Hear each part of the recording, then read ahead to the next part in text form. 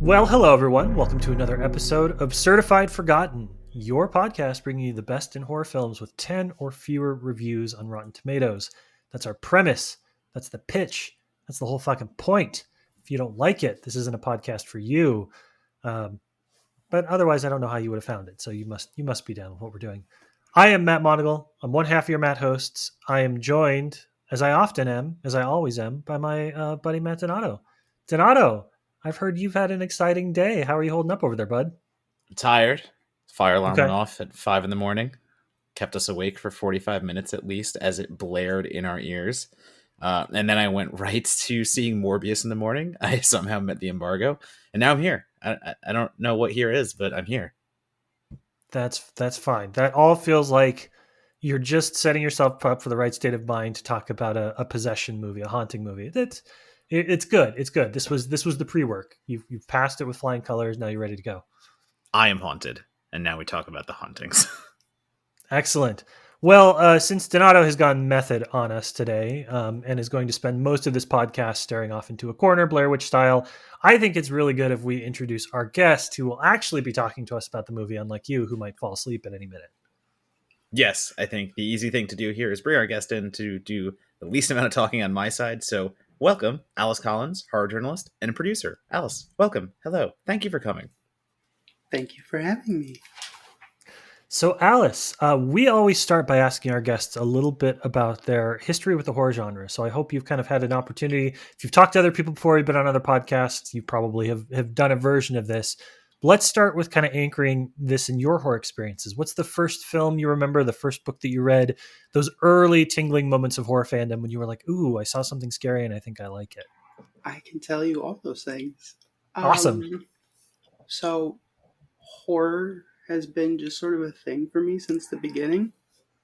My first film that I can remember, and that I'm told was my first movie because I was 3 years old. And, before that, like, movies are on in the background, but you're just running around doing your own little thing. And for me, the first time I sat down and watched a movie was Beetlejuice. And that sort of primed me for ghosts in general. My second movie was Ghostbusters, which is still an obsession to this day. I've still got all my toys. I got my firehouse playset and everything still.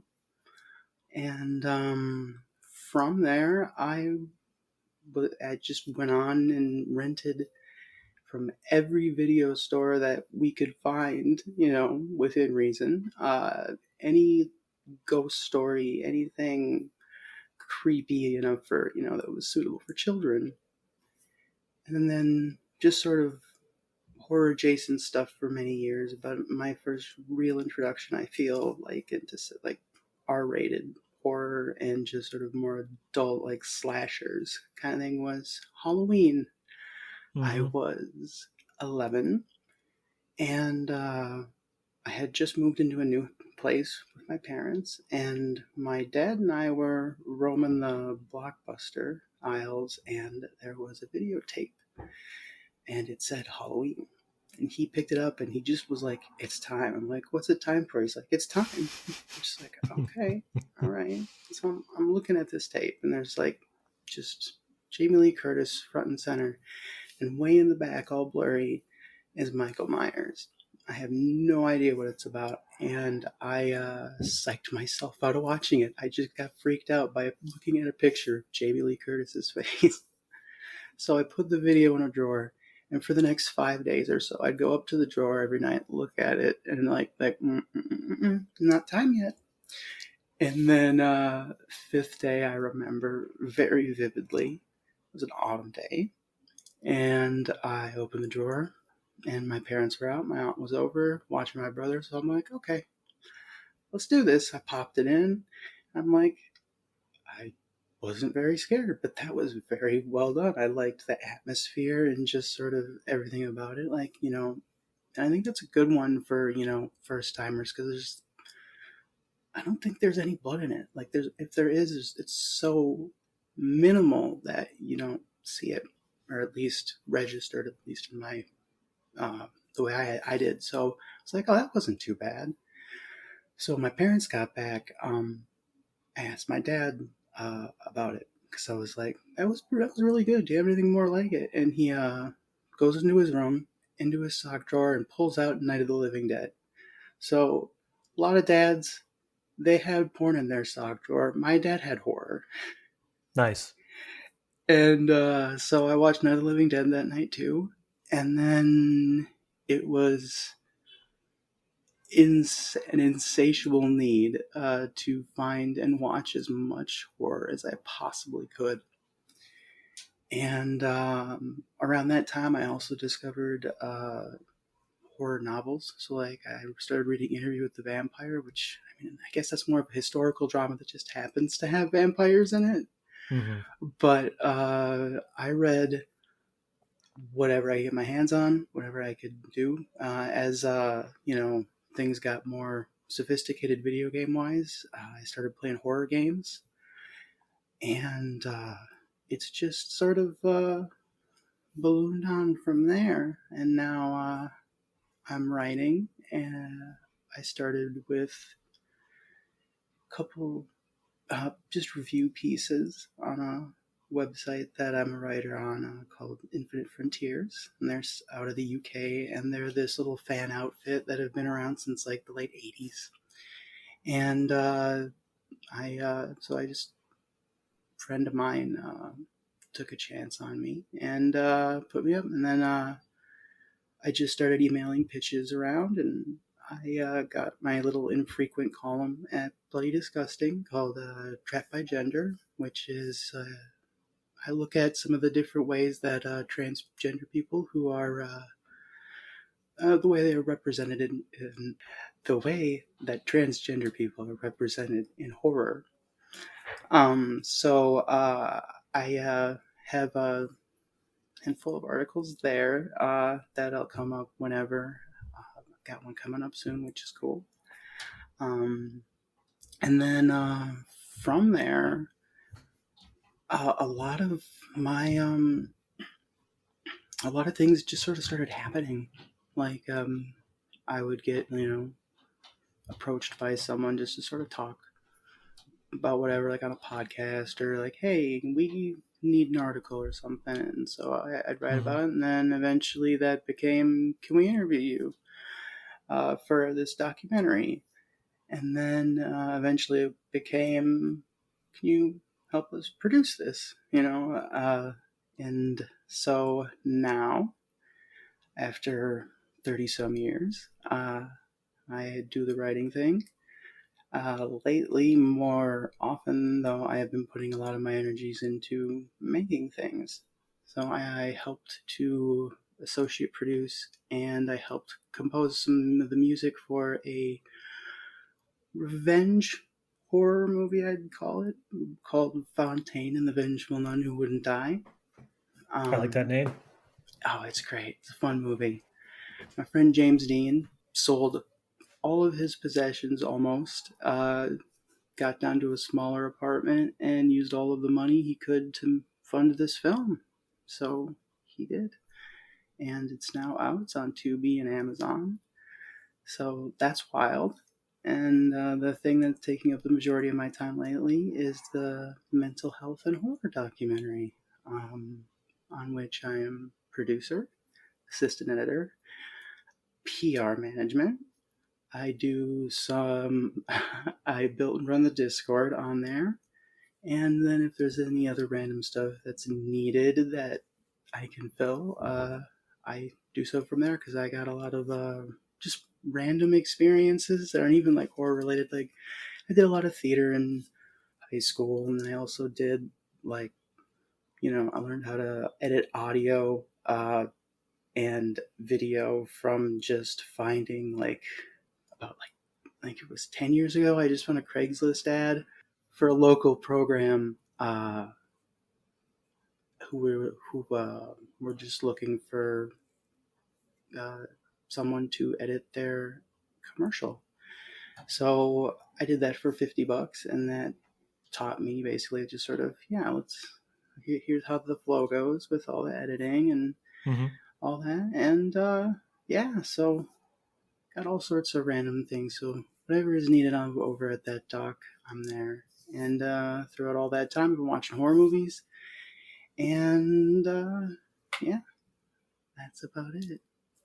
Well, I should say, in the interest of full disclosure, that this is a represented from all sides of the mental health horror documentary, because you're a producer in about 7 other hats.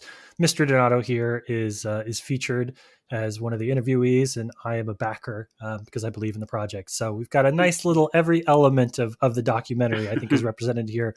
Go check it out. Definitely start by following on social media the account, because they'll let you know as updates and clips and snippets of new interviews become available. It's really cool stuff. Join the Discord. I never joined the Discord, Alice. I'm sorry. I don't really Yeah, understand Discord. I'm an elder geriatric millennial, so that's all very confusing to me. that's okay. I was sort of learning as I went along while building the Discord. Okay. It's just like chat rooms, is really all it is. Yeah, but there's different emojis and stuff. It's just weird. I popped into one time and I was like, this is where I draw the line in the sand. I remember ICQ and I got out at Discord. That's my particular journey. Well, let me ask you There's a little bit about kind of your experience with horror, because you talk about starting with, first, your first real true horror film was Halloween, yeah, but you talk about starting to fall in love with Beetlejuice and with Ghostbusters when you were a little younger. yeah. Um, does that mean that like you're anchored in horror comedy? Because I find a lot of people that start in kind of like the horror / comedy space. That's their nest, right? That's what they keep going back to. I love horror comedies. I'll go back to Tucker and Dale quite frequently. Beetlejuice and obviously Ghostbusters are ones I watch quite a bit. Like I've made little personal fan edits of Ghostbusters for myself to try to make the ultimate version of the film. So I'll put all the deleted scenes back in there based on a script I can find online. Hmm. Um, but the horror film I do go back to the most overall when I'm just having a hard time is the first Silent Hill movie. And Oh. I think I've watched that more than I've watched any other film, because there have been days where I'm just like, wow, everything's feeling pretty bad. So I'll put that on, and like, you know, it's pretty bleak, but there's just something in it that is comforting to me, and there's a lot I could do to talk about that, but I'm not here to talk about that one, because Silent Hill, like I was saying earlier, like video games. Silent Hill is my favorite game series, Yeah. hands Amen. down. Yeah, and so that's what I tend to come back to quite a bit, and then I think it's like, the family really that draws me into that one. So yeah, Yeah, I mean, there's definitely. definitely comfort in bleakness. Like sometimes when it depends what kind of mood I am in and what I'm searching for, but like the horror comedy is definitely a comfort for me. I've mentioned that a lot in the podcast. Like I think I started myself being scared so much that I found comfort in the horror comedy and to be like my entry point. But I mean, there's just a special kind of feeling sometimes when you just want to see that bleak thing. You just want to see that, like, you know, there is something maybe even scarier out there what you're experiencing. I think that's where that bleakness comes in, of watching a horror movie that just overtakes what you're feeling at the moment, and suddenly it's like a distraction almost. Yeah, I totally feel that. I've said in the past, like, things may be bad right now, but at least I'm not getting my head punched off into a dumpster like Mm-hmm. in Friday the 13th Part 8. At least Jason's not doing that to me right now. That was definitely a thought I had growing up. And another thing was the survival aspect of it all, because you're seeing these people go through these horrible experiences and coming out the other side, probably and most likely a little worse for wear, but they still survive it and they'll get through it.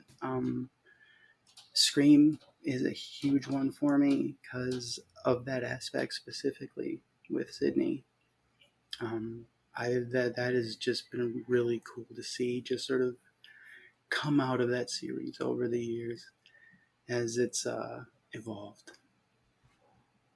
And you picked, I don't want to talk about the film too much because we're going to do that Mm-hmm. in just a minute, but you did pick kind of a found footage film, and you Mm-hmm. talk about your relationship to video games. Is there sort of like a web 1.0 new tech kind of component to filmmaking? Because horror in video games, horror in the found footage genre, they kind of use a lot of the same aesthetics and like the Mhm. blurring of the line between participant and viewer. Is that something that you're drawn to?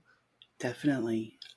If I can get myself completely just inside of a horror film where I am just there and nothing else around me is even, registering, like when you're in a movie theater, I I know I found something that's great for me. One thing I love is how the video game side of horror has more adopted a lot of the found footage stuff, like with the Blair Witch game and Outlast. Mm-hmm. Those have very prominent like video cameras. You'll have a lot of grain. You'll have a lot of um, you know night vision stuff like that. That you can't stuff you're not going to be seeing in pure darkness without your little thing. And um, one thing I really love about found footage is you can hide a lot of effects within that film grain. Because that's one thing I've noticed a lot with like a lot of the 4K or just like 1080p releases of like 80s horror films in particular is the film grain from like when I rented it as a kid on VHS really helps add to the atmosphere because it is hiding, you can see where the latex is on somebody's neck right before they're about to have, that have it cut, or you'll see, the classic, thing where it's like, oh, I can see the zipper on their outfit over there Mm-hmm. of the monster. And I love how, found footage will use older film, like, you know, or at least try to emulate it uh, in its execution. So that is one thing I really really am into is just sort of the blending of the genres and mediums in general. I myself like I like my video games and horror 100%. Like I am drawn to survival horror video games, but I had an Oculus for a little bit and Oof. I couldn't bring myself to do like a horror VR experience. And like the only one I did was this dumb promotional like little VR experience for the Child's Play remake where like you're in the Mm-hmm. toy store and like Chucky's like running around you and finally he like jumps on you. But like even that was like hard to bring myself to do. Like as much as I love my horror, as much as I love the movies, the video games, everything about it, like VR has been the one thing that I still haven't really like officially conquered yet. Yeah, it is. I have an Oculus 2. I have an Oculus Quest 2, and I have been scared by a lot of horror movies over a number of years, and there's been nothing like playing an immersive VR horror game with omnidirectional sound. Mm-hmm. And so it's like you can hear something behind you, and you can tell if it's to the back and to the left or something. And that has been just some of those horror games. Oh, like even something I played like a bunch is Resident Evil 4, and they made a complete and total remake for the Quest 2, and it's like you're in game and it's really smooth and it's just like even a game I've beaten dozens of times can still give me a scare with a VR headset. And yeah, I love that. They had just everything they did with that. That was actually my the reason I decided to get a VR headset was for the Resident Evil 4 remake because I knew I was just like, yeah, this one's gonna be fun. We're gonna scare the crap out of myself. And let's go. I mean, I Yeah, just I have to admit, I my brother has an Oculus as well, and he one time when I was visiting for the holidays, he was like, "Oh, you got to try Resident Evil 7 in VR." And so like I put it on, Oh and then my immediately I was like, "Nope, fuck that." It's like, thank you very much. That's way the hell too much. I was getting motion sickness just playing like Skyrim and shooting arrows. And so, Mm-hmm. God bless the children out there who can play a VR horror game and take their headset off and be like, that was amazing. But that's gonna hasten my demise, man. That's too much tech. That's where I draw the line. Discords and VR. There, I really am a geriatric millennial. I mean, I was gonna say just playing even Until Dawn, and there's like one or two really good jump scares in that, and Yes. it's not a found footage game. It's like playing a movie, and for those who don't know what Until Dawn is, but it's very good. And there are one or two times that they emulate a jump scare where a ghost or ghoul is jumping into the camera, and it like goes right to the screen. And like I'm just playing it Mm-hmm. like by myself in the dark at home, and just even that little bit got me to jump so high. And I mean, like Yeah. in a good way, because like I respect it so much, and it's a great little scare in a video game. But yeah, no, like VR again, like Resident Evil 7. No, thank you. I don't need to Yeah. hear all the shit behind me and the rustling and no. Yeah. Hard. You don't want to hear, oh no, where are the bakers? Where are they? Right. Mhm. No. They're going to get me. Yeah. Until Dawn is another one I love. That is a fantastic horror game. And it's almost more like an interactive slasher, Mhm. more than it is like a traditional like Resident Evil can save your ammo kind of thing. Because there's a lot of scripted events, and Larry Fessenden did such a fantastic job on like that was one of the reasons I got a PS4. Mhm. That and Resident Evil 7 were the reasons I got that. I found over the years that the way to get me to buy a new console is to have a Resident Evil game that the others won't. Like, I got my first PlayStation solely because of Resident Evil and Resident Evil 2. I got a GameCube solely because of Resident Evil 4, and so on. Yeah. And I think when we were playing Until Dawn, we all looked and said, that creepy guy, he's going to win an Oscar someday. Yeah. We all knew it. We all could tell. Maybe. And Yeah. also good Wendigo horror. I mean, like there's like Yeah. for all the movies that were lacking in the Wendigo genre, Until Mhm. Dawn does it pretty damn good for a video game. Fessenden Yeah. likes what Fessenden likes. What can you say? It's very, very true. I did the editing on the Fessenden promo for the mental health and horror doc recently, and I was going through, some of the B-roll to see what I could get to fit in there, and I was just like, "Oh, Wendigo," because I hadn't seen that one, and I was just like, "Oh yeah, Until Dawn, yeah, Fessenden likes what Fessenden likes." Yes, very much. Well, before we talk about the film, I want to ask a little bit too about, you talk about some of the writing that you've done and the perspective that you've brought to kind of like explorations of gender and horror. Mm-hmm. I'm curious how you feel we're doing with that in the year 2022, because I feel like we're starting to see more critics, more prominent transgender critics that are writing about it and that are getting prominent bylines talking about it. More films that are, embracing trans representation sort of head on. Yeah. There's always more that you can do, I know, but some of the stuff that we see now, you think 10 years ago, we might not have, I think of some of the really amazing writing somebody like Harmony Colangelo's done on Sleepaway Camp, right? Which Mm-hmm. has really changed how I approach that film and how I think about that film. So as someone who has been in that space for a long time, has written about that space, are you feeling Mm-hmm. optimistic about horror in 2022? Or are you feeling pessimistic about horror? Where are you at A right now? little bit of both. Okay. Uh, so I started writing about trans horror around 2018, maybe 2019, and I haven't I hadn't noticed many trans critics out there. So as it is, even from then to now, it has vastly changed. Harmony is fantastic.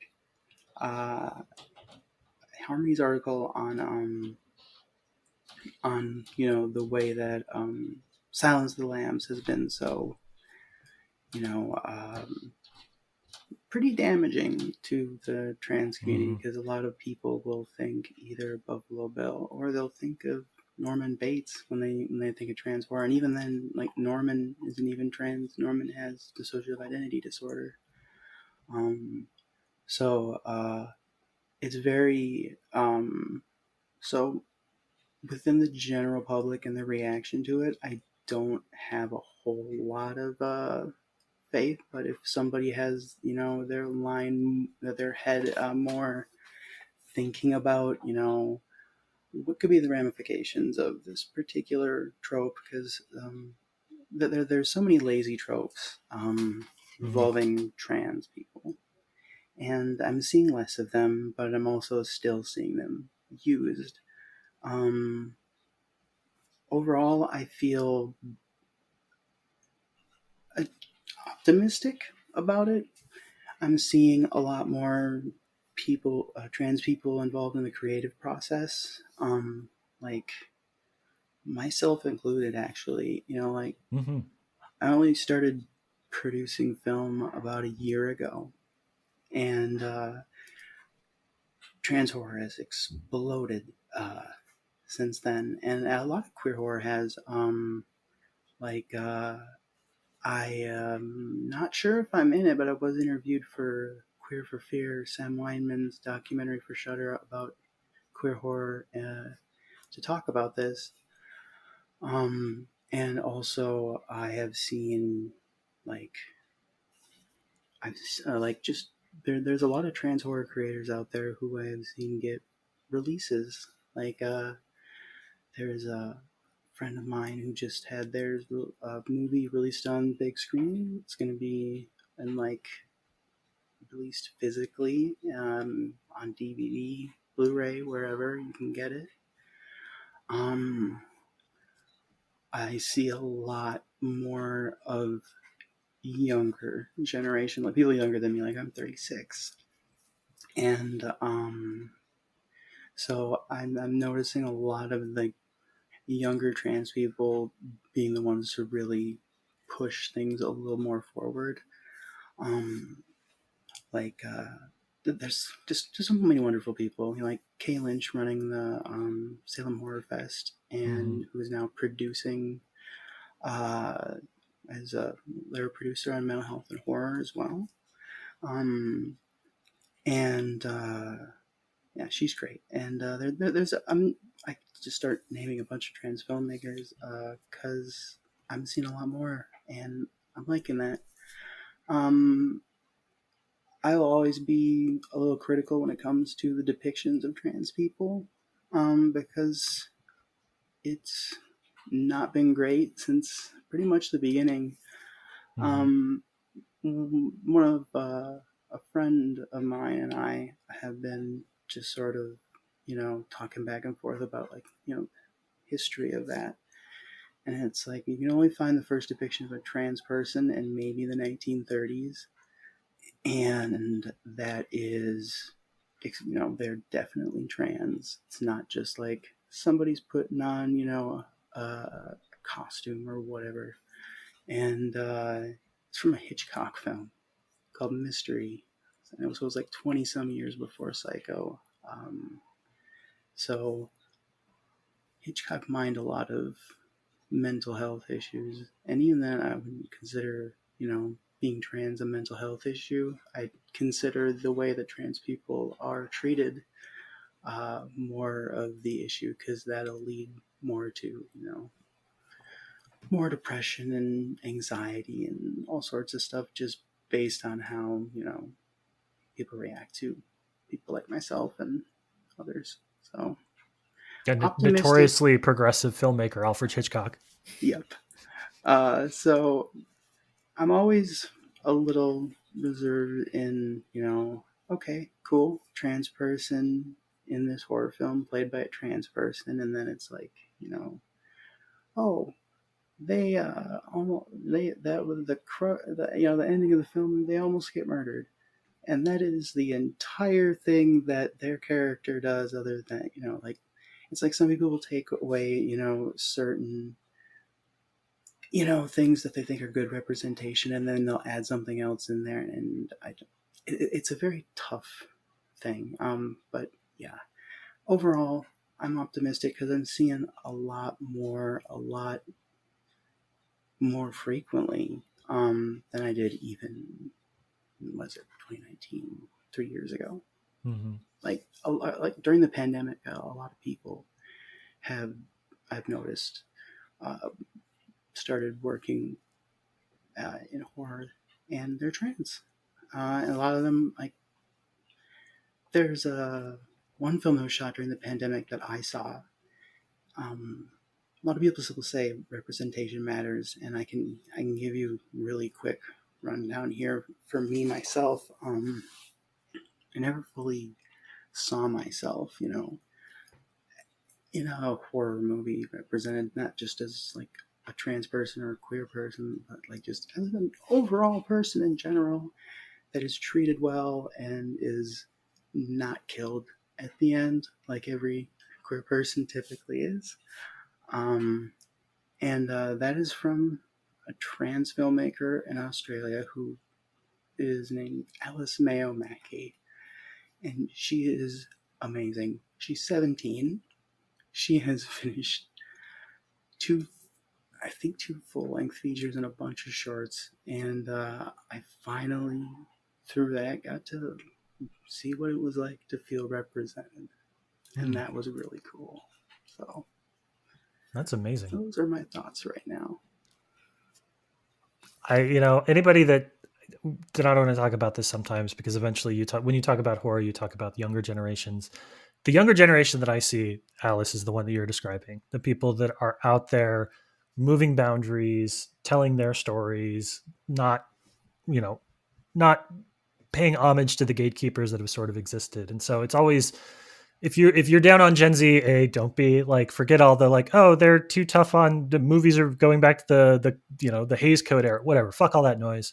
There's a lot of really amazing, talented people that are doing great things. I hope we don't brush that aside because they're young or because they have strong opinions or are idealistic in what they think that the horror in particular or the movie industry is in general can produce. Yeah. Yeah, and I would also just say really quickly too, I think there is a little bit of, maybe not overflowing hope, but like a little bit of minimal hope, because I think it was like 3 years ago or 4 years ago at this point at South by Southwest, like, more trans writers were writing about horror, and like, I was able to read things from a trans perspective, like, that obviously I have never experienced. So like reading that experience and seeing things differently. And so we're at South by, and this movie played called Tales from the Lodge, I believe it was called. And to this day, I believe it has not been released. And I watched it with like, a room full of friends. We had the screener. We didn't see it in an actual theater, but we watched it with friends, and it did it played into every trope of a trans character, and they did the exact like, we're just going to make the killer the crazy trans character, tokenization right there. And when it ended, everyone looked around, and like, because of the work that people had been doing, like yourself and everyone in that space, and like because of the writers who were writing about trans perspectives, like we had been reading things at that point, and like we were able to all look around and be like, oh, that's bad. Oh no, like Mhm. that's not good. And like I said, like that movie got trashed for like, it got negative reviews. It all pointed that out. And like I said, I still don't think it's been released. And this, like, that's not to say that like, it shouldn't be released ever, blah, blah, blah. But like, just the idea that everyone had recognized that. And I think 10 years prior, 5 years prior, like, would that have been recognized? I think there's a little bit of optimism in that for me, at least in that one moment. Cause Yeah. like, Yeah. and there's a lot, I'm sure there's a lot of negative examples too, but like, I don't know. I felt that one moment. I was like, I never would have had that reaction had I not been reading articles like that. Yeah, and that's why I wanted to start writing for, where eventually I landed on Bloody Disgusting, was because I wanted to, like, I think the stat is like 0.1% of the population is trans. It's probably more than that, but whatever people do the stats on that, we're a pretty small, group overall. And so seeing movies made by people, like myself, is really cool because, I wanted to inspire something. I wanted to like at least introduce people to like a trans person in their, space. Because a lot of the reactions that I had seen and growing up in horror, because I've been going to cons since I was 6. I had like a con a year up until pandemic hit. So that broke my streak. Mm. But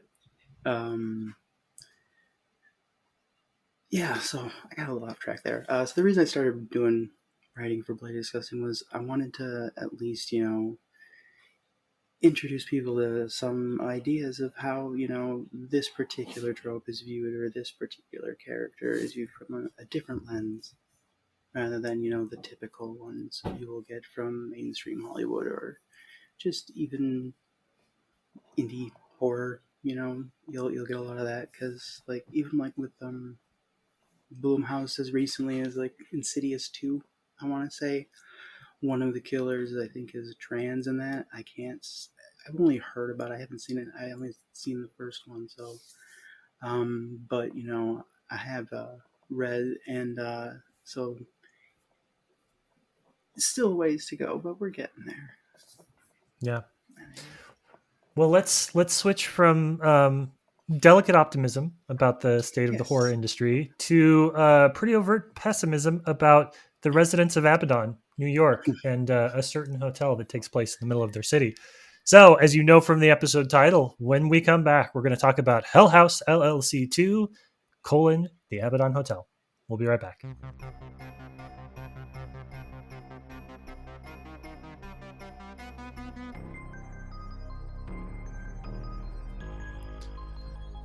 Well, thanks everybody again for supporting our show. We really couldn't do this without the listeners. We really couldn't do it, most importantly, without our patrons, because they are the ones that ensure that we continue to be able to pay competitive rates for our writers. We have always erred on the side of slow, sustained growth, and because of the support we get from the people that follow us on Patreon, we are able to do that. We're able to pay our writers well, and we're super excited about it. We suffered through it, so you don't have to. Exactly that. We've been on the other side of things, and we thought, you know what? Fuck that. We're not going to do it that way. As always, on this part of the show, we want to give a shout out, recognition, read something from our patrons, see what they have for us. So, Donato, I think you're going to go first. Sure, I will do a very easy one. We have a new person to the tier, Alex, who has been a friend for a while. And I said, Alex, you're new to the tier, so why not give us something to promote? And she came through with, in her words exactly, a queer-owned small business for various chainmail pieces. She does custom stuff, and she's super great. The handle is Metalmorphosis, so literally just at Metalmorphosis Studio, as all the words are spelled. And exactly what she said is what's on the package. It's all a bunch of really cool chainmail art and chainmail kind of like products. If that is your thing, that is what Alex has chosen to spread to the people. So go check it out. At this point, Donato, is there anybody on Twitter who doesn't follow one cosplayer, either intentionally or through accidents? Like we all follow at least one cosplayer now. I even inadvertently did it because I followed one of my favorite AEW wrestlers, and Hikaru Shida, and literally she is a cosplayer and I didn't even know it. So she cosplayed all these like Resident Evil characters and stuff like that, and I just saw on her Instagram and like, yeah, that tracks. That's awesome. Awesome. So we have a second one today, which is from my wife, so I have the pleasure of reading that. And she says that she and I, me speaking, Matt, recently finished listening to the audiobook for Fever Dream. And it's a rare instance where it's a horror book that was set in Chile. And I read the book, but did not watch the movie. Did not watch the movie, but did not read the book. So she wanted to know, kind of what our consensus thoughts were on the two pieces and if we think it would work for us the other way around. So I'll start real quick by saying, it's an interesting concept for a book, and it's very tied to things that have happened with like agricultural poisoning and biochemicals and spraying. It's an ecological type horror film, which is at least horror film. It's an ecological type horror book, and I think there's some really interesting concepts in there. It is a very small story, and it is a very small story even within, I think it's like a 200-page book. It's not a particularly long book at all. And so I will admit that I didn't really like the book, although I know a lot of critics and awards have really enjoyed it. So I'm wondering, because it's such a narrow scope, it's two characters and it's retelling the events effectively of just one day, if they are able to visually flesh that out in a way they weren't able to on the page. So my take on the film was that they do not do what you have just asked, Mr. Monocle. I don't think they flesh it out. I think So here's my verdict for my review on what to watch. Fever Dream is like a rain cloud that threatens on an otherwise sunny day, suspended in its own airlessness to a fault. You never get the thunderstorm, you never get anything from it. It just kind of looms overhead and just passes right by, and that's the best way I can kind of describe it. Like, they're definitely going for something Malikian, they're definitely going for, God forbid the term, elevated horror, because it's really not much horror. What you're getting is the story between these two people who have met, and the events that happen throughout that day are kind of jumbled. The timeline becomes a problem, and they do a lot of, we're going to show you something in the future, cut backward, that kind of little like plot play, and I don't think it comes through in the story. By the time we get to the climax, by the time we figure out what has happened and how it has actually happened in the narrative structure, it didn't do it for me. Well, there you have it. Do check out Metamorphosis. Do not, question mark, I mean, subjective taste. Do not check out, certainly probably don't check out Fever Dream the film. Maybe give Fever Dream the book a chance if you're interested. It won a bunch of awards for a reason, and I don't pretend to be the last arbiter of taste. But again, thank you to Alex, thank you to Andrea, even though she kind of has to because we're married. Thank you to everybody who supports Certified Forgotten the podcast and Certified Forgotten the website. Couldn't do it without you, wouldn't do it without you. Excited to be on this journey together. Back to the show.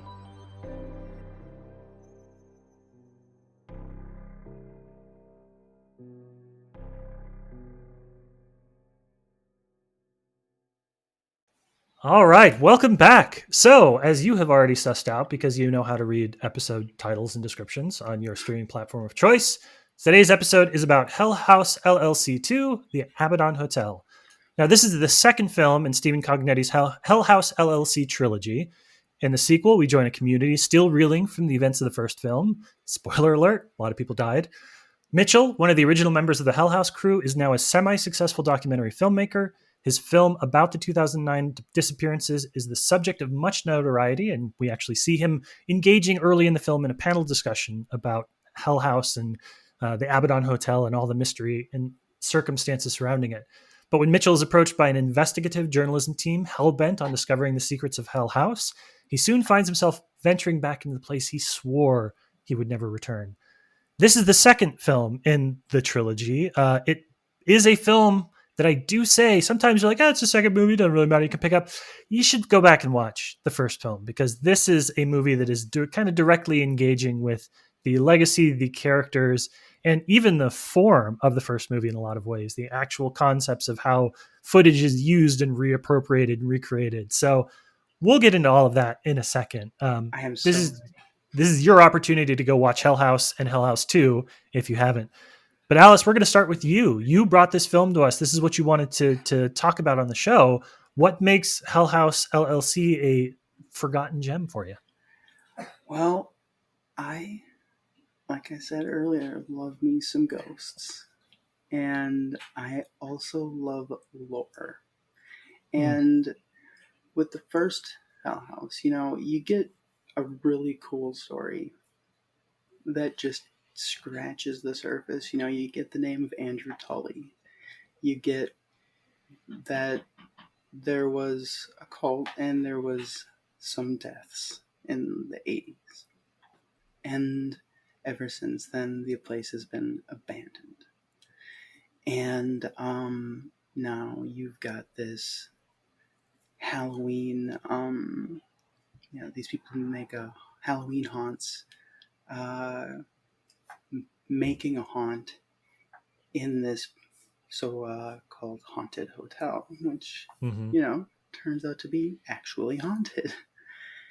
And I actually sort of like Hell House 2 a lot more than the first one because of the creative jumps that it takes.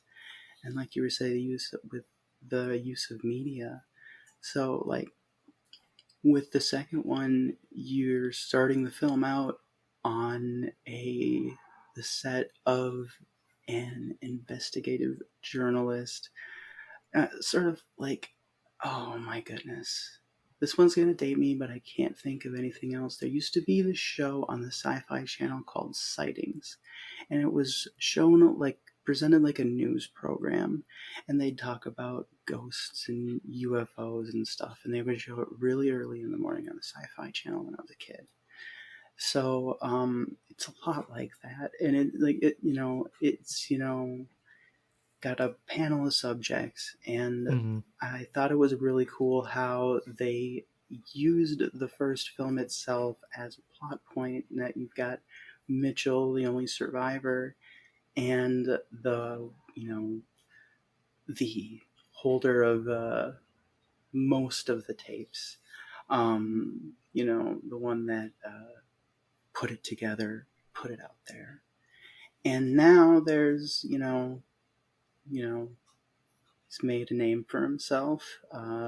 There's been this horrific tragedy, and now, you know, there's still a debate on what actually happened there. And that's sort of where we start, and that really interested me because I hadn't really that I can remember off the top of my head seen anything that's like, yeah, we're just going to take the first film and we're going to put it in universe as an actual real documentary.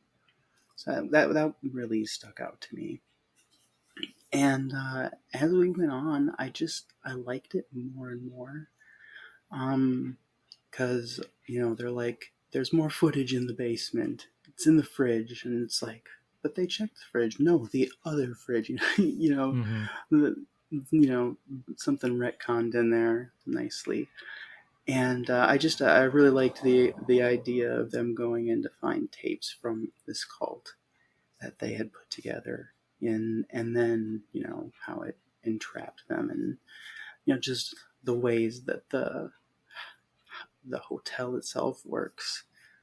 And I found a lot of interesting things within that, and that's why I like it. But it's like I say I like the second one more, but it's nothing without seeing the first one, Mm-hmm.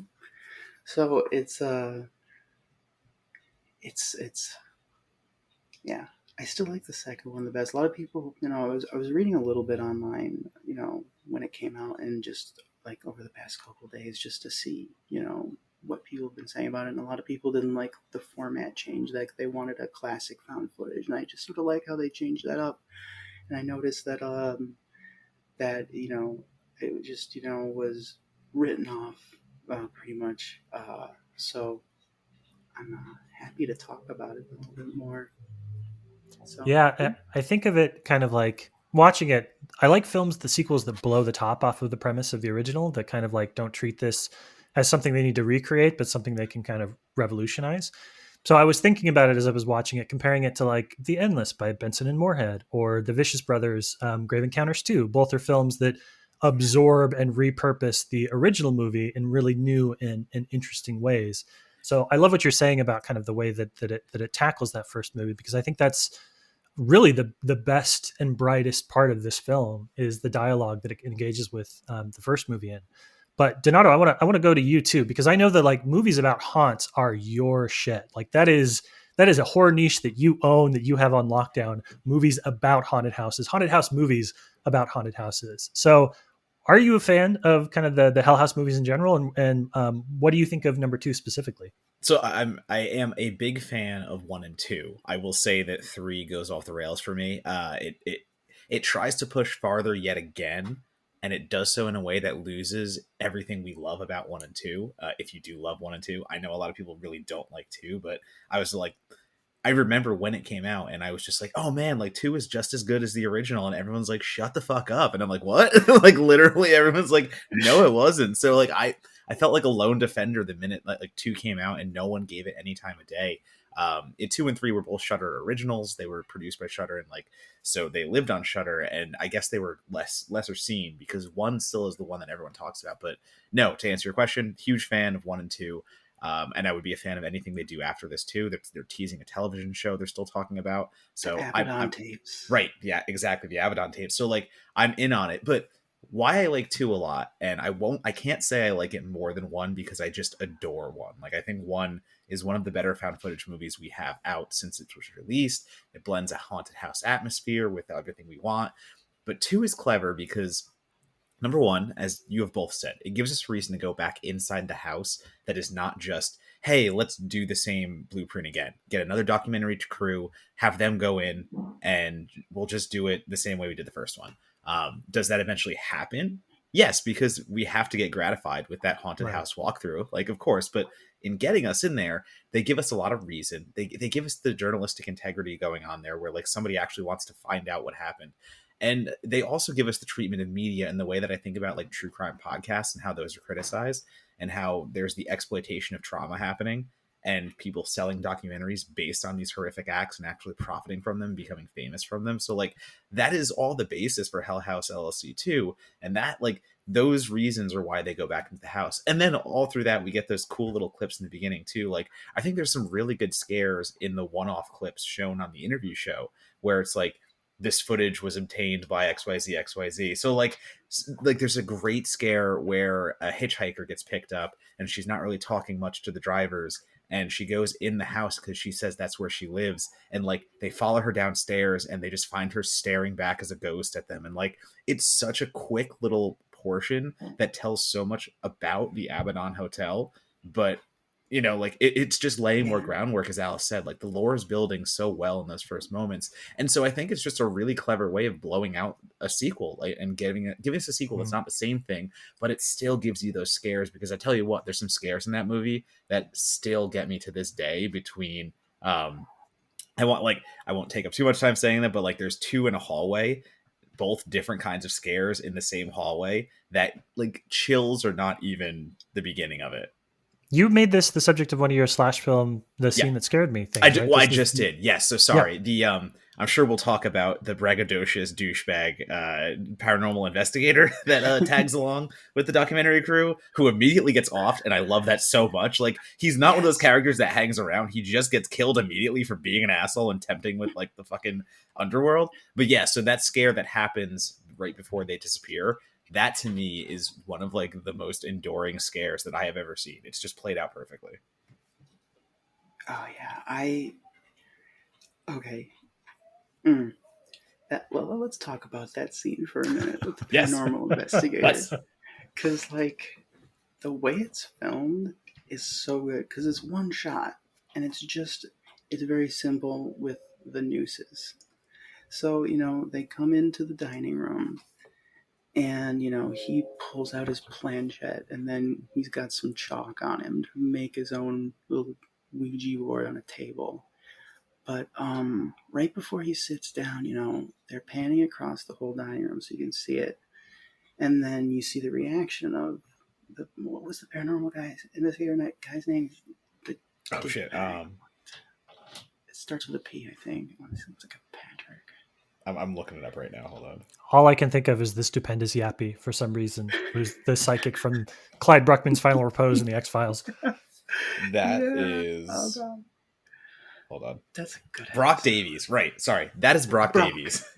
Okay, yeah. So, Brock Davies, you get his reaction, like, what is that? And they pan over, and there's two nooses right there. And I'm just like, ooh, that was good. Because it's like one shot, and, that they, like, some PA was running for their life or doing something just to make those nooses go down by the time the camera, went back. And I just think it's phenomenal. And pulls out the planchette, starts writing on the table, and one of the mannequins turns out to not be a mannequin. It's actually just one of the ghosts waiting on them. And I really just, the first time I saw it, I'm like, came out of nowhere. I expected more to come from that guy, and it's just like, no, you screwed with the house. You tempted it, and well, too bad for you. Mm-hmm. Yeah, so I think that part is just, it's so good when it's like, oh, it's like, it's such, it gives a lot of weight to what's to come, because a lot of it from the first movie, like the big scare with all the all the people are in the haunt and trying to get out, and people are being just picked off. Well, this is like it's it feels a little smaller, because there's less people involved in it in this one. So Talking about the scares, the scope and scale seems a little smaller. yeah, it really gives more weight to it because you're not sure when the hotel is going to attack. You're not sure what the hotel is even going to do fully because they've already started, like you heard, like Matt here was saying, with the couple that found Sarah on the side of the road, one of the people who died at the haunt. Uh, you know, finding her in the basement. And I also thought it was very interesting how they literally opened up the lore by opening up the door. Mm-hmm. Because now the hotel opens up for people automatically. And because, Tully needs more for his Collection. Dead Man's collection. Dance. We can go a little Oingo Boingo reference. Yeah, he needs more people for his ritual to be fully completed because there is a little bit of meaning with Abaddon, the name itself. In some versions of the Bible, there is a demon named Abaddon, and they are one of the first ones to break a seal, opening up hell to the world. And that's what Tully's trying to do. He's trying to open up a hell mouth at the hotel itself. So I always enjoyed that little name of the hotel, and that they're like, yeah, we did that on purpose. Maybe they didn't. Maybe they did. I don't know. But that was cool. And another thing I also found interesting that didn't really go anywhere really was just it was a quick mention that the hotel itself was modeled off of H. Holmes' murder mansion. Mm-hmm. So that's why it's very maze like and why it's hard to find your way in and out, and I found that part of the lore interesting. So yeah.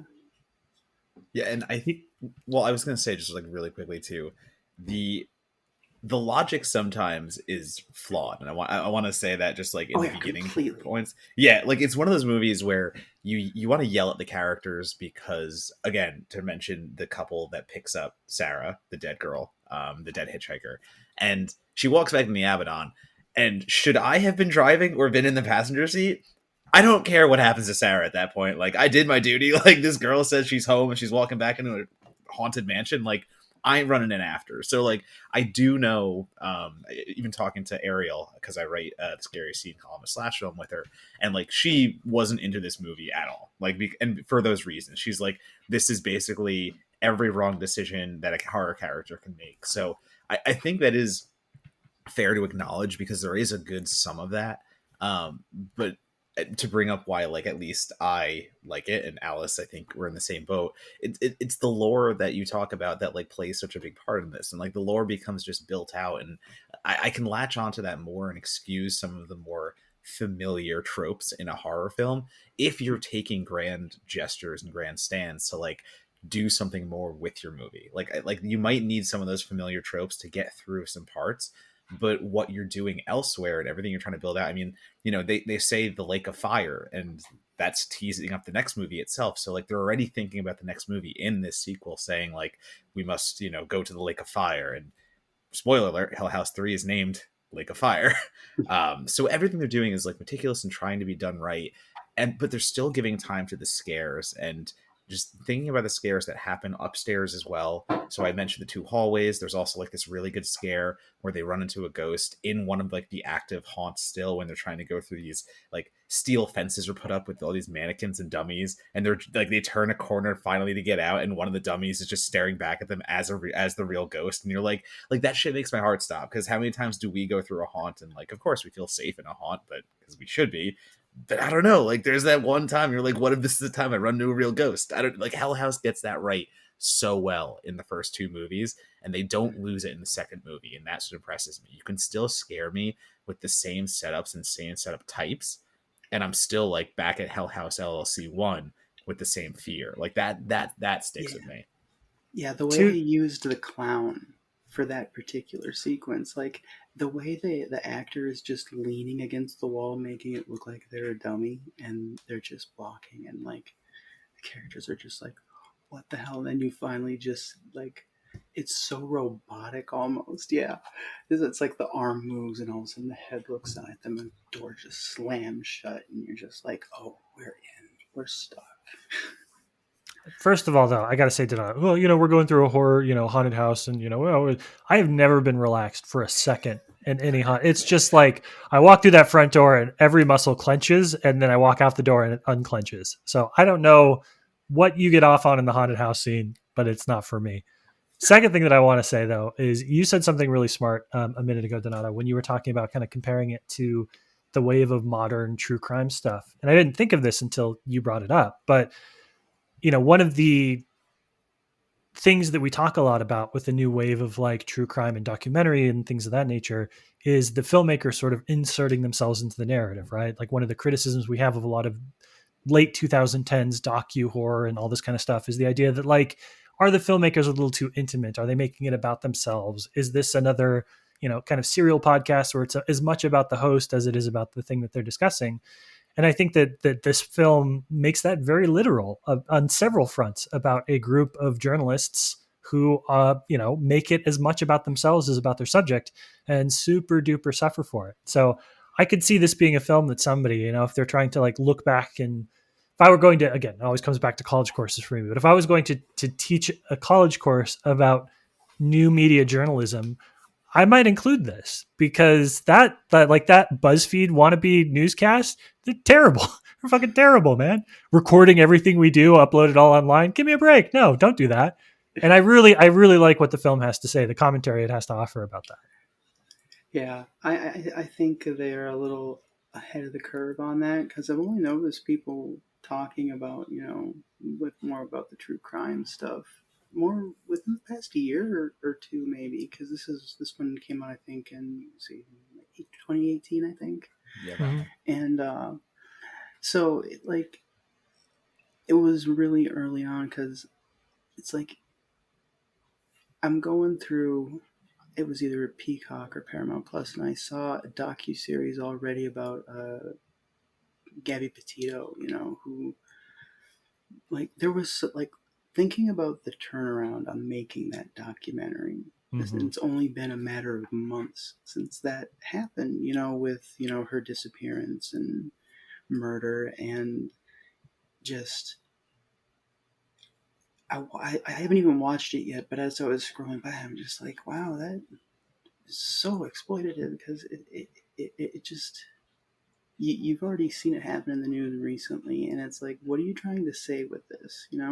Yeah. What context can you possibly hope to offer? Yeah, and it's not even like a finished kind of thing. Like, they have, not everything is, there's still some questions out on that, because like, they did find, her murderer had gone out into the woods, and you know, he killed himself or he died out there. I don't know. But yeah, I do like that. This is just sort of, you could even call this one a cautionary tale.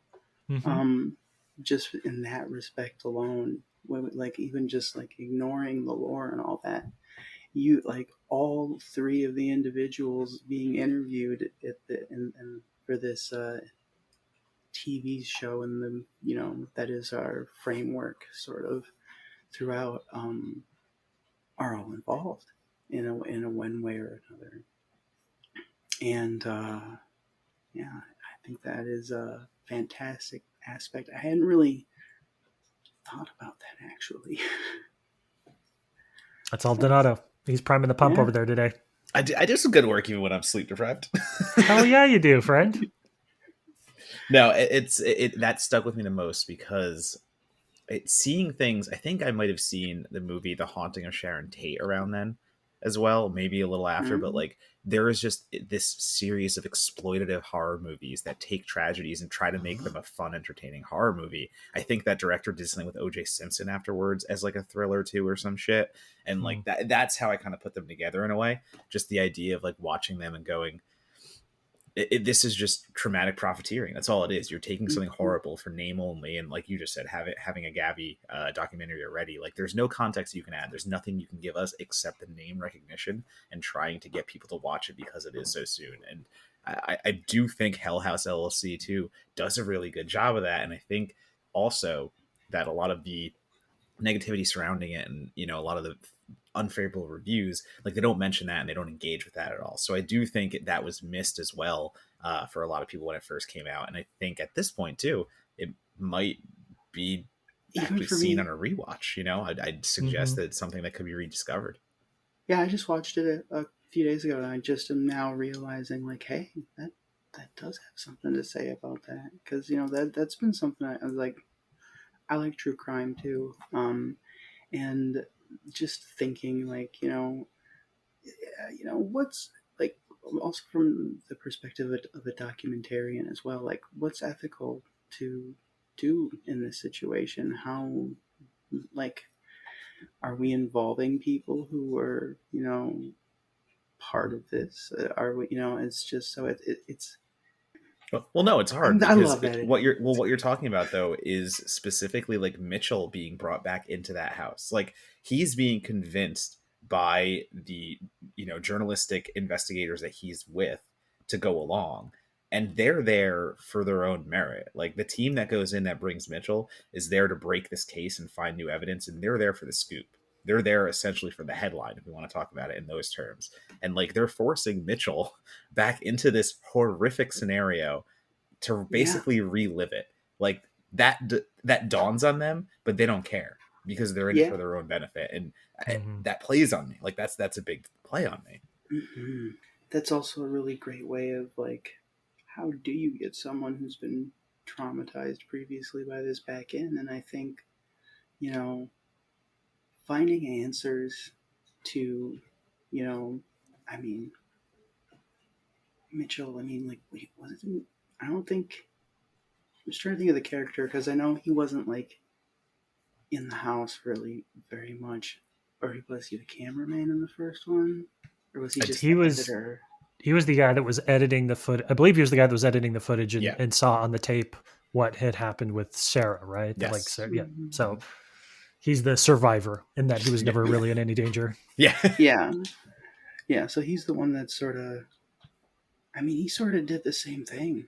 If you think about it, like Hmm. he used that footage and made a name for himself, but also, he tried to do something good that backfired really spectacularly because, he brings all this stuff to light about what happened.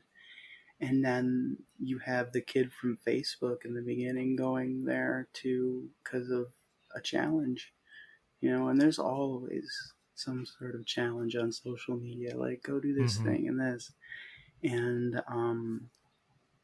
yeah, so he may have, he inspired people to go there and sort of feed the hotel. And that's one thing that, is sort of the main purpose. This is actually where the lore conflicts with itself a bit. Is the way it gets people back. So at the end, because at the end, once Molly and I want to say Jessica, right, Hmm. are tied up, and Tully presents himself with his cult to Mitchell. And let's be honest, Um, Tully's just being a small business owner. He's just an entrepreneur, man. He's the most honest capitalist of the group. he, he really is. I mean, he basically funded the documentaries. Yeah. If you think about it, he's the like you know the town official being Hmm. interviewed with Mitchell and Brock. Uh, are he turns out to be Tully himself, um, trying to get people in, and yeah, just and then you find out all that old footage too, with like Alex, years before the events of the first film, like how he got wind of this haunt and how he was able to basically pushed because of financial issues into you know getting people into the hotel. And but like I was saying, with the lore conflicting, there's one thing where he Mitchell has to choose between one of the two, and Molly is dead, Mitchell's gone, and we have our main character left to bring the story out to the cops and the tapes. And Andrew was like, we got to have one person out there, bringing others in. But it's like, you've also got the aforementioned ghost of Sarah, who who brought the other people, and so like, and then you've got Tully himself, who's going out and bringing other people, and so it's not like there's like one person, even though it's presented that way, that they let Hmm. one person out to you know keep the intrigue going. Yeah, no, folds. I've read that a little bit to just, if I'm reading that my way, I'm reading it as like you have to go out there and collect more souls for me, but also be like the survivor of this specific event too, because like we need someone to spread the fear from this event to know that I'm not messing around. Like one of those scenarios, just like I did the bad thing and I want everyone to know about it. Like, but it is like the quintessential they tried to do a bad guy moment, and it's like, well, there's also other people out there. Like, it doesn't Right. have to be just her. I Mm-hmm. mean, look, it just teaches us that hell is a pyramid scheme, and that's There we go. fine. I think It's we true. probably knew that already. Hell is a Ponzi scheme. Yeah. All right. Well, talking about kind of the way this movie connects to the first movie, the third movie, which I haven't seen, but I know both of you have. This is maybe sometimes we talk about the how high profile movies are for us on Certified Forgot. I feel like Hell House 2 is certainly probably one of the more high profile titles we'll talk about, because even if you haven't seen 2 or 3, a lot of people have seen 1. It's a well recognized franchise at this point. So our wrap up question that we usually ask our guests, Alice, about how does this film get rediscovered? There's 3 of them. They're on Shudder. Any Mm-hmm. horror fan worth their salt has seen probably the first one, and maybe they stop there, maybe they keep going. So I'm going to modify my last question just a little bit, and I'm going to say, what do we think the enduring legacy of the Hell House LLC movies is, just sort of in general? Does it have the clout to be a top tier horror franchise? Is it one movie and then a couple of sequels that people may or may not have seen? Starting with you, Alice, where do you think this lands in sort of like our horror pantheon? Well, I haven't. I really like found footage films, and around the people who tend to like found footage talk a lot about the first Hell House, but right off the second two, and the third one, I I've seen it once. I wasn't the biggest fan. On like, there's a couple of scenes near the end where I'm like, okay, that's interesting, but it's like Mm-hmm. they like they bring an angel into the mix, and then there's like all sorts of wild stuff, and like the entire film crew from the first film is like brought back, but no, you're stuck in the house now, even though everybody else who was killed has been brought back to life and can go back. I like they went back to the format of the first film, for that one, uh, rather than trying to do something a little different. I mean, they definitely, like, story wise, tried to do something little different, but I'd say that I think it's I'm not sure I'd say it's an enduring franchise, because a lot of people won't see the second two films of the trilogy as well made or well done as the first one. Mm-hmm. And a lot of that definitely comes down to what I like about it, because a lot of people like the mystery of it all, and the other two tend to explain a lot of Mm. what is going on, and a lot of people, it's like, what's scarier in your head is always scarier than what you're told or seen. And so I want to say yes because I love these films and I have hope for the Abaddon tapes, but I think mostly as a horror franchise, I think a lot of people will just be like, see the first one and you're good. Mm. But I implore others to just sort of go in with a new lens, on it, and just take it in, even though it's a little bit different than the format of the first film. It really takes its time to build. It has some good scares, and for me, it'll definitely endure. Like I do go back to the at least the first two quite a bit. Like the first one, I've watched easily like half a dozen times. Second one, I've seen just as much. Mm-hmm. Um, so yeah, I would like it to be an enduring franchise. That's for sure. And I think a good way to do that is what they're suggesting is the Abaddon tapes, television series. So you'll have like you could have it be an anthology, like you could be have because you have already built into the lore of like there is some sort of social media, like all right, go do this. So you could have different stories of people going to the hotel, and you could expand on a lot of the lore and what has happened. But it's sort of definitive at the end of the third film that there's not a whole lot that they can do more past that. So it would have to be within either beforehand or like in between films, Mm. the the stories. So yeah, I'd like it to be enduring, but I'm not 100% sure that overall as a franchise it will. But the first one will definitely be talked about for as long as we can. I think at least in the found footage genre, it's one of the highlights. Mm-hmm. Like it's as good, at least for me, as like Blair Witch. Didn't scare me like Blair Witch did, though. But then again, I was also like 12 and fully believed that the Blair Witch was real. Yep. Um, Thank you, Sci Fi Channel, with your mockumentary. Several shouts to Sci-Fi today between their Yeah, morning shows and their documentaries. Donato, are you in agreement? Yeah, looking at the entire trilogy, I do agree that it's not one that will be remembered for its whole. It will be remembered for, its parts, let's say, not the sum of them. Because agreed, one is phenomenal, tremendous. I hold it up there as like a perfect kind of Halloween watch with the houses October built.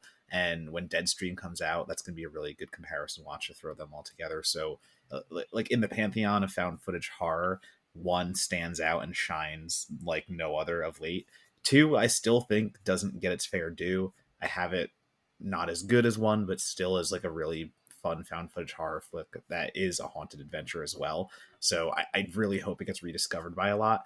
But three to me is just kind of so bad that it kills all the momentum that's going from one and two. So it's recommended as a combination for me. You watch one, you watch two, do it as like a 1-2 punch, and just pretend three doesn't exist, because if you watch all three together, you go out on a sour note.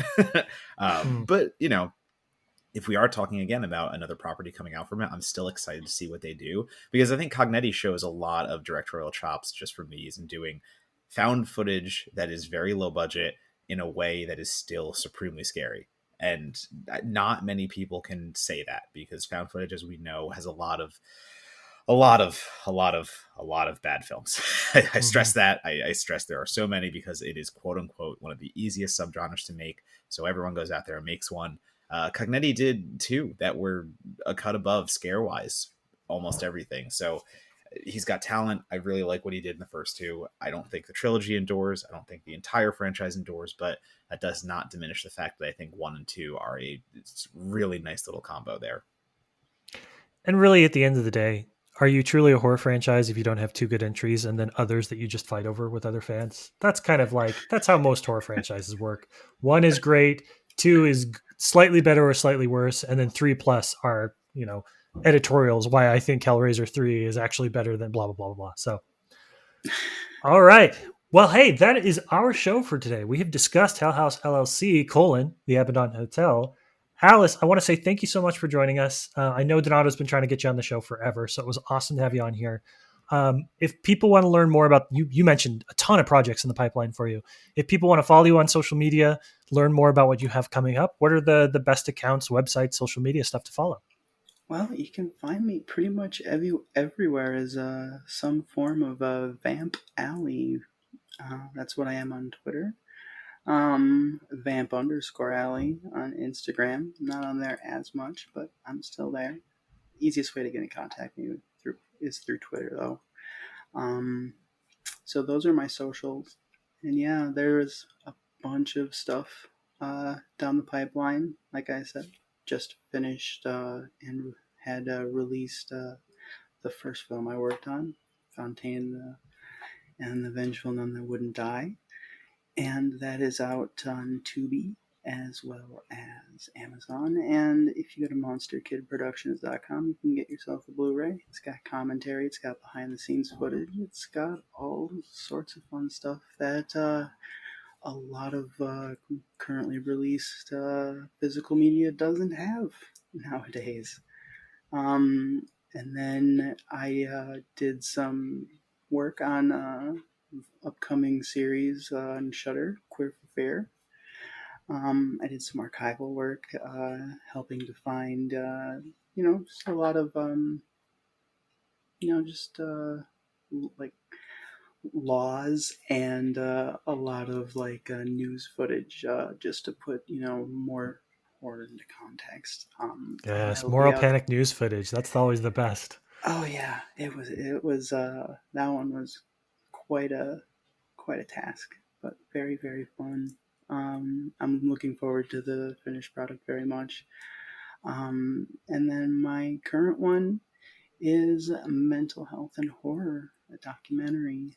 And so that one is, pretty much in the title. And I know we have our interview with Matt Donato. And so you can find me at Vamp Alley anywhere. Those are my projects at the moment. There's some more, but they haven't been announced yet. But got more stuff coming. So yeah, thank you so much for having me. I had a wonderful time talking with you both. Yeah, of course. Donato, in addition to your appearance on the Mental Health and Horror documentary, where do people go if they want to find out more about your stuff? You can still, forever, and always find me at Donatobomb on Twitter, Letterboxd, and Instagram. I won't give a spiel this time. Just follow me there, and you will see everything that you need. And I would also recommend that you follow. Well, you can follow me if you want, Matt Monagle. Whatever. Well, I'll recommend that people follow you. That's somebody else. Whatever. What I'm recommending is that you visit www.certifiedforgotten.com. Check out some of the really awesome film criticism that we have from some really incredible talents in the community. Specific to this, if you want to dig a little bit deeper into the Hell House franchise, Mary Beth McAndrews, now managing editor at Dread Central, wrote a piece for us on how Hell House LLC treats the house as a living organism. And it is maybe one of my favorite bits of horror writing I've ever seen. I think that is the neatest piece. It's so good. That's definitely a thing, and I should have brought up. That's okay. I was just thinking, like the Overlook and Hell House, and the Abaddon. There's a lot of interesting parallels there. Okay. Well, no. Here's the deal. They're going to eventually make another Hell House movie because they've made 3, and no franchise ever stops at 3. So when that happens, Alice, you will be the one we call. We will say, come back to Certified Forgotten. We got a 4th movie. We got to talk about it. All right.